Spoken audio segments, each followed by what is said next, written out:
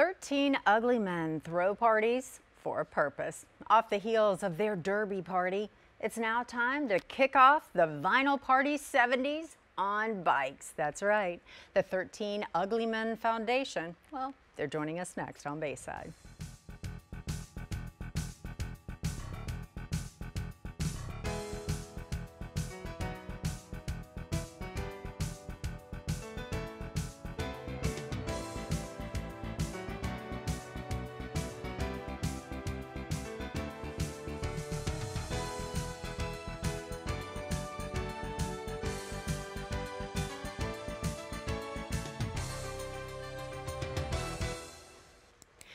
Good morning and welcome to Bayside. I'm your host, Shelly Sanders. We are talking all about the 13 Ugly Men Foundation. Yes, in case you've never heard of them before, we're not talking about 13 ugly men. We are talking about a foundation that its original roots came from friends who really just enjoyed getting together. And what better reason to do it than for a purpose, right? And that's how it started, and the events that you guys put on are just absolutely incredible. So welcome back to the show, gentlemen. Yeah. I've got Matt Lloyd and David Moyer both coming back to tell us about more fun times that they're putting on here in the Bay Area. So tell me all about it. Thanks for having us. So yes, so we are actually just finished our Derby party. How fun was Saturday. that? It was a ton of fun. Yeah. We nearly had probably about 1,000 people. Wow. In South Tampa at Cass Social Kitchen. It's an indoor-outdoor party, and obviously we're airing the Kentucky Derby with everyone dressed up to the nines. We had a live horse, carnival horse game, outdoor screen, so everybody had a blast. Photos are now on our website, and the whole purpose of it was for Gasparilla Music Foundation. Mm-hmm. They put on a festival once a year, but they have some initiatives in the community, one being the Recycled Tunes program, which provides instruments to schools and children that don't have that readily available. So our donation will be right in our Tampa Bay community and hopefully helping kids learn how to play and eventually maybe play in the festival. Fantastic. Yes, they are very good friends of the show. We have them on every single year since its inception, and they do amazing things and just have grown exponentially since then. So the fact that you're able to come and step up and support them as well, good for you and good for them as well. So the outcome of the Derby party, was this the first time you've put together a Derby party? I'll let Matt speak. No, this is the second year. Second time. We did it at Cask Social Kitchen last year as well, and the goal for the event chair, Mr. Downey, this year was really to grow it and cultivate it into something bigger and better, which is kind of what we're trying to do with every event. Constantly, and did a great job of that. I mean, you know, coming from last year it was awesome, and then this year you looked at it, it was really, it had grown tremendously. Now, don't you find that with every one of your events that tends to be the case? Yeah. I mean, it's okay, but yeah, brag where bragging is rightfully yeah, yours. Absolutely. I mean, the first year we were a little tentative as far as, you know, how that space feels and looks with a specific amount of attendance. So we kind of capped it around 500 people, and this year, knowing how much space we had and some of the feedback that we get from our party goers is really making sure we had the large screen TV to kind of keep people outside. We went from the musical act with the support of Gasparilla Music Festival and Foundation. They gave us some ability to put a stage, more music. It happened to be Cinco de Mayo. We had the mariachi band. We had a lot of, the tequila. So we had a lot more fun and ways to make this party, to the next level. And hopefully year 3, we can, carry that from 500 to 1,000 to, the 2,000. So we'll be looking to kind of try to maximize more capacity. Sure. Well, keeping in theme with what you guys always do, you take an idea, you take a party, and you take it to the next level. Indeed. Everything, it seems that is a current theme with you all, is that you know how to do it and you do it well, and ultimately it goes to benefit charities here in the Bay Area, and for that you guys should be commended for that. So that brings me around to this upcoming party. You've got your vinyl event coming. Tell me about that. few months away still, but Yeah. Well, and it takes some time to map these things out, of course. And the next event, will be happening on Saturday, August 25th at the Ritz in Ybor City, which is a really cool historic venue down there. And vinyl, it's going to be, picture the days of like glam rock and glam pop and sure. Everything that encompasses, whatever it may be, the decadence and debauchery of those days, and kind of just bringing it all to life. And they've got a few different rooms in the venue there that we can kind of theme out and do some really different cool stuff with, and that's kind of the plan. Yeah. And of course, raising money for a great Yeah, if cause. we called it the 70s party, I think people just think disco. And, Yeah. and our goal is, you could dress as disco, but we didn't want you just to assume that you had to be a disco person to come. So it's really playing off these movies like American Hustle and, even that 70s show, or Starsky and Hutch and Anchorman. That type of feel where it could tend to lean to the 60s and it also lean to the 80s. So we want to kind of encouraged by that vinyl brand is anything that you can get on a vinyl record, that's where we want you to be, and whatever you were doing or thinking about that time to kind of experience. We last year had the 90s party, which was very successful, and we didn't want to repeat the 90s, so we thought this vinyl party was great, and the location of Ybor fits it to a T. Yeah. And we're excited because I think people really are looking for a good time, and this one will definitely be one. For sure, and I love that it's open for interpretation of however you view that that vinyl time period. I mean, most definitely, very relevant time and very diverse. I love that it is. You could go towards the 80s or the 70s, either one. I mean, so much to interpret there. So, and it goes to benefit a charity again. So let's talk about those charities that it's going to benefit. Yeah, this charity is On Bikes. They're relatively newer in the Tampa Bay, but they've been started basically in Hyde Park Village with a bike ride, and it's around the holiday time, so people dress up in the theme for them, which is either Santa Claus or Snowman, and it's escalated to an event annually at Curtis Hickson Park, which is becoming one of the more popular. And what their mission is to make sure every child has a bike. So you can see this theme carrying through in these first two charities that we've chosen, is that every child with an instrument, every child with a bike. So also it's a great peer group, and these two charities do a great job of marketing as well and being out there in the community and in the peer group. So we really wanted to be partners with them and also help out the cause, which is bikes. So what more impactful thing is it to come after our 70s party, be able to offer this many bikes in advance of their event. So it's already a weight off their shoulders knowing that we're here to support them in advance of their events. Sure, because again, you said that the vinyl party is coming up on August the 25th? 25th, yep. And what a great location at the Ritz in Ybor. All right, so if you want more information, you can always log on to their website. That's gonna give you all the information and then some on 13 Ugly Men. Speaking of which, you're looking at that site. It's 13, the number, so it's 13uglymen.com. Don't worry, we'll have a link for you on our website as well. Don't go anywhere, we'll be back.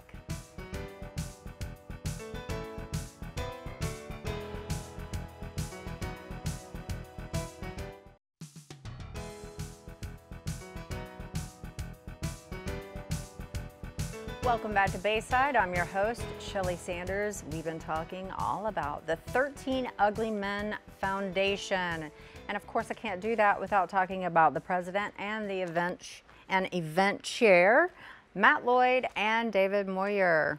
So, okay, we have talked about this vinyl party, which sounds like so much fun. And of course, you just had your derby party. You've had so many various parties in the past that have just, every single one of them seems like such a fantastic success. And for the ones that I've attended, they are a blast. So, that being said, let's back up a little bit. Let's talk about the beginnings and talk about that process of, are you just sitting around going, okay, what ridiculousness can we come up with?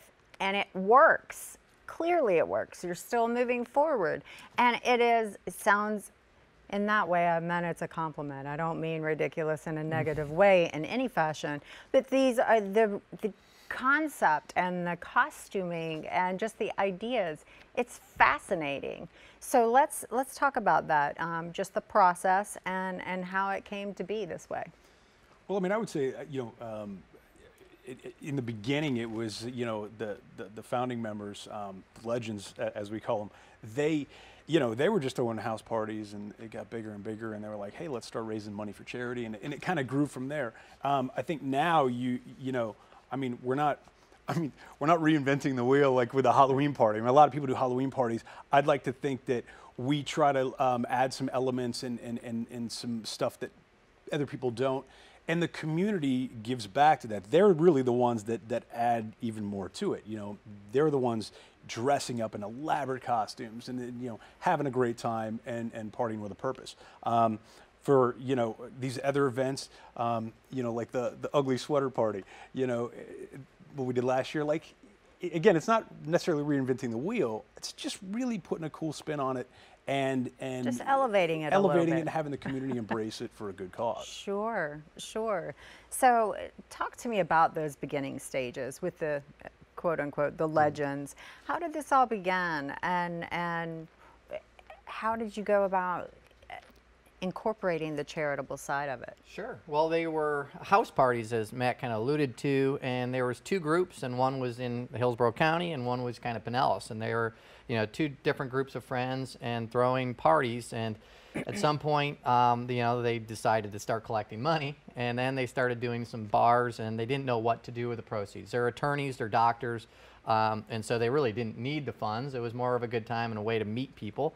And they turned in, the attorneys obviously created the 501c3 and the charity, and then just kind of took off from there. And then it started, from houses to bars, and bars now to hotels, and hotels now to potential city parks. So it's only grown in the fact of this attendance from 100 to 200 people to 500, now to up to 2,000. So, and it's also evolved in the sense of the concepts. We really have a signature event called the White Party, which has grown to a level of around 2,500 people, which there's not a lot of venues that can support that. It's been done at Seminole Hard Rock Casino, which is a great sponsor of ours, and since they're under construction, really expanding, we've held off on that party. But there's also been St. Patrick's Day parties that we've done in the past that we haven't been doing. We've kind of tried to figure out what is it there, what type of party is, and it's been so the Derby party came up in a sense where everyone's celebrating Cinco de Mayo around this time, and we realized our events need to be a little bit more high-end because we need to create ticket prices in order to give the best donations, and also we want sponsors to be behind it. So we try to think about what makes our time best and how we can give the best donation. And same thing with the Decade Party. We feel that it fits for all the demographic. If you lived in the 70s, we want you there. And if you were born in the 80s and the 90s, we want you there. So it really we try to bring as many great people who are charitable and enjoy a good time together. And finding a venue that can support that many people, which our events are typically at least a minimum around 1,000. Wow. So speaking of finding those venues, so speak to some of the businesses that may be watching out there. I mean, is that something that you're constantly looking for? Or if anyone has any ideas on that? Absolutely. We're always looking for venues that can support our type of party.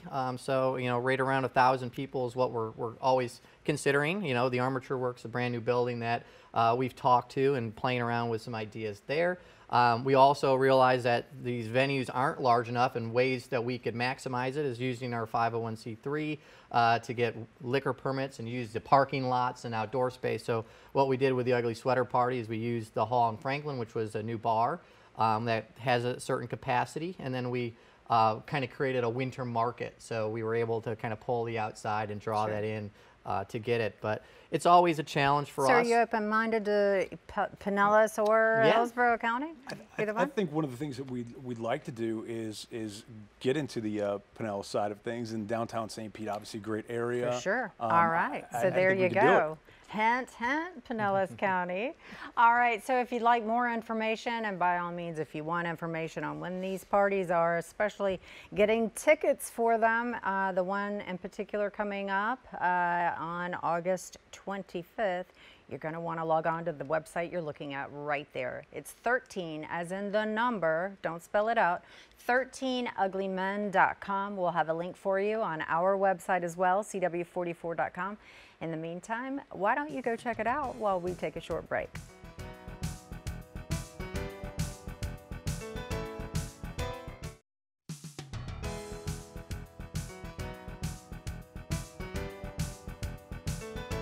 Welcome back to Bayside. I'm your host, Shelly Sanders. We're talking all about the 13 Ugly Men Foundation and their fantastic parties that they put on here in the Bay Area. If you've never been to one, I highly recommend that you do. And I swear we have some gorgeous people that live in this area, do we not? Agreed. Yeah. I mean, proof the Derby party. Those pictures. Good grief. The turnout was. Yeah. I think that any party I've ever been to, no matter how the costumes are, how much you're decked out, even ugly sweater party. I mean, pretty people. You people are pretty out there. My gosh. So it's so almost comical that it's 13 ugly men putting on the prettiest people parties I've ever seen in my life. Oh. So just bragging on the Bay Area a little bit. It's true. It's true. Beautiful For people. sure. So let's talk about looking forward. I mean, 4 parties a year that you guys put on, gosh, that is a lot. Matt, I know that no one understands that pressure like you do. Well, event chair. Yeah, but I tell you, David really, is spearheads, a lot of this stuff. I'm kind of the soldier on some level, but yeah, I mean, it's a lot of work. I mean, we're constantly finding the venues and trying to lock down entertainment and try to come up with the cool concepts, and it's a lot, but it's fun. It's fun, and it's all for a great cause. So there's never like a moment where I think we go, oh man, we're tired, But it can be tiring, but it's good work. Well, a lot of times, or in most cases, if you're doing something that you're passionate about, it's a lot of work, but it's a matter of, is it fulfilling? Yeah. And clearly, you guys keep coming back year after year. You keep doing it year after year, and so it makes the hard work. There's a payoff. Absolutely. For it. Being able to see these charities benefit, like the one you've got coming up in August. Being able to see these kids go and end up with bikes. There's a payoff. That is really cool. If you go to the 13uglymen.com website, you can see some videos of what was it, the Children's Cancer Center, I believe, and we helped with build a playground in the back there, and you can see the kids playing on it, and it's really seeing it come to life, and that's really important. And I also want to say, besides just throwing the events, we try to do community service outside of just throwing a party. So, when Hurricane Irma came through, we split up a group and we put it on our social media. Anybody needs help, and we had about 15 requests, and we were able to accommodate 3 different families. We split up, one over in Lakeland, one over in St. Petersburg, and then another group closer to South Tampa, and we were able to just pick up wood and do it the entire day and just manual labor. And one of the families in St. Pete, they said, we just commented on a wish. We didn't expect you guys to respond, but we actually met and had one of our first dates at the white party. And I was like, oh, that's great. Aww. And then the other story, kind of similarly, was one of somebody who goes to our parties, aunt just needed help and saw it, and just on a whim. We also just recently went to the Ronald McDonald House on Davis Island and made a great Mexican dish. I don't cook, but one of our members does, and it was one of the best guacamole I've ever had. So there to you, Paul. So hopefully you're watching. But things like that we're trying, we do, and it just doesn't get noticed because, we're always known as party throwers, but when we can, we try to help as well. And so that volunteerism is something that we're really trying to find other ways to help while throwing events in addition. Sure. So it's not just a check, it's, There's hey, what can we do with our hands? Yep. Absolutely. All right, I love that. If you're wanting to know more information, you want to attend one of these fantastic parties, or perhaps you have an idea for a charity, a suggestion for David and the crew at 13 Ugly Men over there. By all means, they're open-minded for any suggestions you may have. 13uglymen.com, that's the website you're looking at right there. And of course, we'll have a link for you on ours, cw44.com. In the meantime, we're going to take a break, but we're coming back to wrap up this week's edition of Bayside.